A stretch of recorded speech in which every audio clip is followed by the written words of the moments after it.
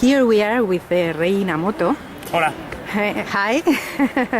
Hi for Eastwind readers all around the world, not only in Spain. Yes. So we can talk in English. Yes. As well as in Spanish. A little bit. And Un poquito. yeah, I can see. So thank you. First of all, thank you for your time. Muchas gracias. Thank you for your time. I think our readers will thank you a lot for this interview. Yeah.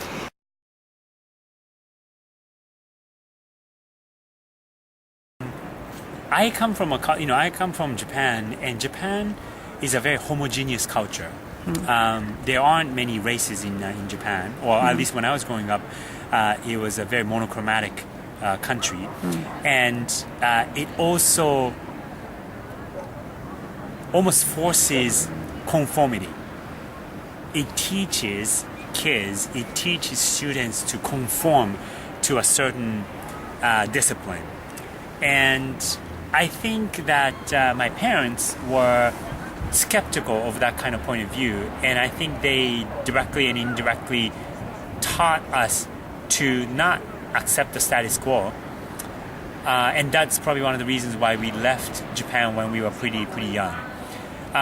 As it relates to my twin brother, I think like when I was younger, I was wanting to be different, just because we were always in the same school and we were always seen as twins. But once we went to different colleges when we were 18, and once we started to work in different industries, I think I worried less about being differentiated from my brother, just because we were different during the day, and we may be similar on a personal level, just as a family.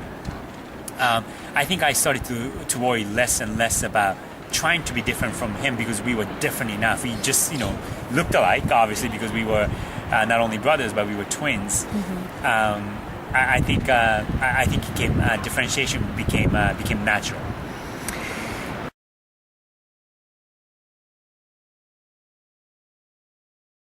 How can one differentiate between a real conviction, Yeah. a real conviction, a belief, and a dogma? Because many people think that they are convinced of anything, but perhaps it's not so constructive as you describe the belief. How can one differentiate a belief from a dogma? That's a great question, because I think it's a fine line, that a belief can be a good belief, and belief can be a negative belief as well.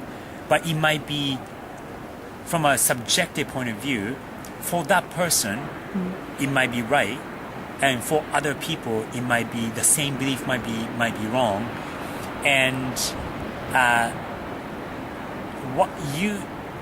ideally, one should be the best judge of your own belief, ideally, but it's not often the case, and that's how history goes sideways when a belief becomes a negative dogma.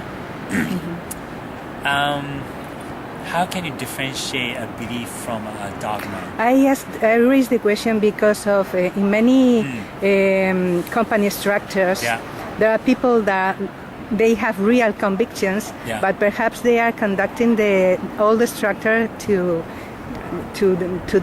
be a shipwreck, know. So I think it is important, that it's a real lesson for our readers who are leading companies to know about what you think about this. How can they differentiate? Be right that they have a conviction, they are not dogmatic. Right. I think that's where humility comes in. I think a belief without humility can be a dogma. And as long as you have humility, meaning that you're willing to question yourself, you're willing to take a look at it from a different perspective, you're willing to rethink your own thinking, that to me is humility. And I think that a belief without humility can be a dogma. Belief with humility can be a purpose. That's a question that I get asked quite often, and I used to keep it a secret. Not that it was a big secret or anything like that, but my mother used to love the story of the Little Prince, the French book, and she had the drawings and the artwork of that Little Prince story in a house when we were growing up. So from an early age, I had this image of the Little Prince, and that was associated with a star. When I was, I think, in my perhaps late 20s, I just happened to find a shirt that had a star, and I must have subconsciously connected that star to my childhood memory. And over time, I wore that more and more, especially in a public setting, and it became my thing. Mm-hmm. So that's the origin. It goes back to my childhood memory that was influenced by the Little Prince. The Little Prince. Yes. What do you think did your mother love on the prince of the story? I think that did touch you anything. Yeah, I think it's the idea of being true to yourself, being not losing the mind of a child, and always exploring.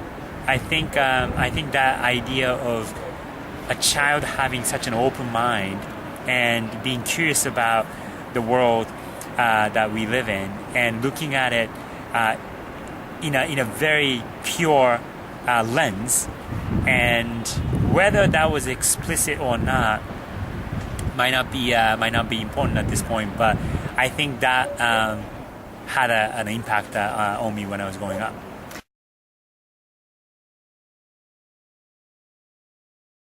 Your father also, you talk how, or the reason why he left engineering to become carpenter.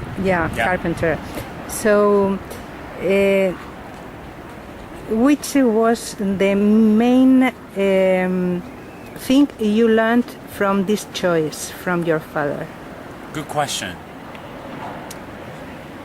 The lesson you extracted. Yeah, I don't think I understood this until I was in my late 30s. What I respect now about what he did almost 40 years ago, and it's something that I mentioned in the speech earlier, is that he had a conviction. He had a conviction, and he had a way of articulate that conviction pretty clearly. And that conviction stayed true to this day. And I think that's what I learned later on. I don't think I knew that when I was in my 20s. But more recently, especially when I started my own company, I understood the clarity of having a vision and being able to articulate it. I think is what I learned from him. Mm-hmm.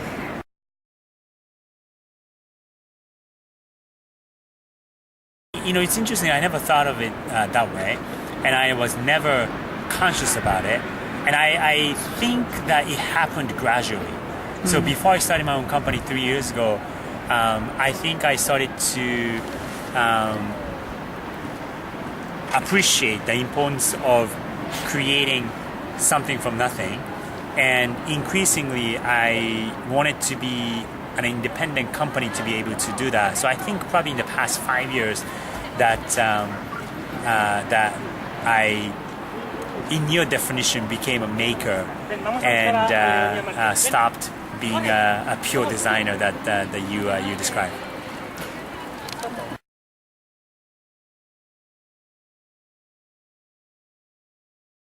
How did you manage to make of Toyota the most human company through technology? I don't know if we were the one to make Toyota the most human company. I think there are a lot of other people. working at Toyota who are making Toyota more human.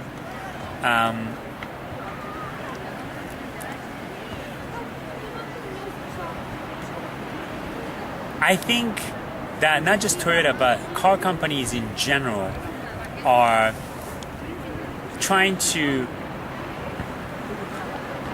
come up with a new added dimension to who they are as a car company. I think for the past almost 50 to if not 100 years, it was about making more cars and letting people buy those cars.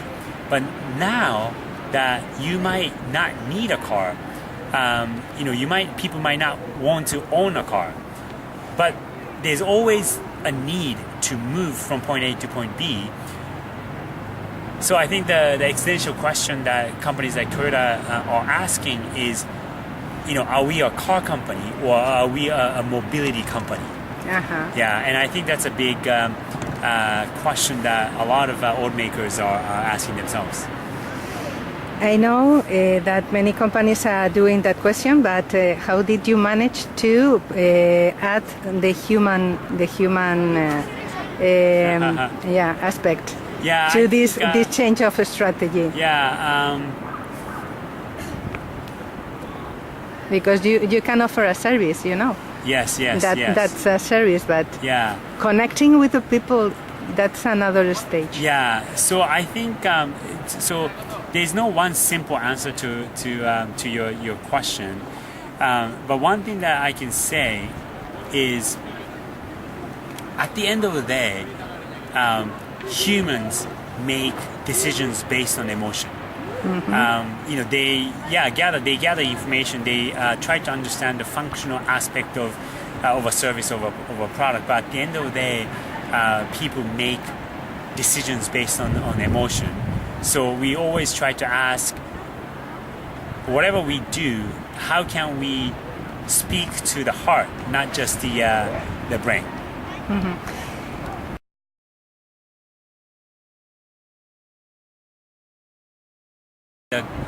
The big question that they were asking us as a client was, UNIQLO is a big retailer. It's almost the second largest apparel retail in the world. There's only 2 or 3 companies that are of that size, and UNIQLO, like other retailers, has expanded their business by opening more stores. They realize that that's not a sustainable business model, and they are asking every day, how can we be better in the digital business? And that was literally the question that they were asking. How do we be better? How can we transform ourselves to be more of a digital retail company, not just a brick and mortar retail company? And that's how we started to think about, hey, what are the opportunities that are ahead of UNIQLO that we can help with? And one big insight that we had was that transaction can be more conversational. And because of smartphones and messaging tools, and how you transact and how you buy things can be much more conversational than transactional. So that was number one. Number two, because of the increasing need to understand data and also increasing possibility of AI, we started to question, we started to ask a question, hey, how can we use the power of AI to make the transactional shopping experience much more conversational? And that's how the idea of UNIQLO IQ was born.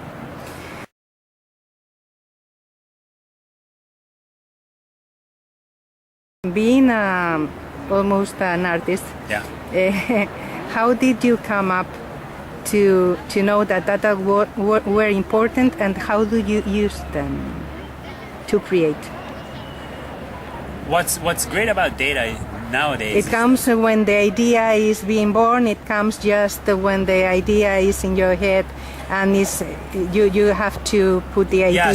Sometimes it's it becomes the source of an idea. So understanding data and extracting insights from data can become a source of an idea, or that you have an idea and you can use data to validate your idea. So I think it's largely speaking two different ways that you can take advantage of data.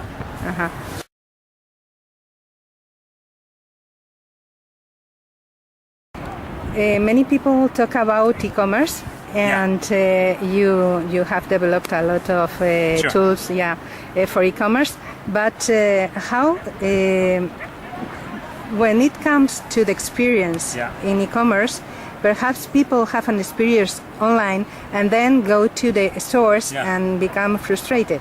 So how do you manage to twin both experiences? I'm thinking about, for example, the case of UNIQLO or the case of Toyota for the stores. Just to use an example with Toyota, and this is not just about Toyota, but the car industry in general.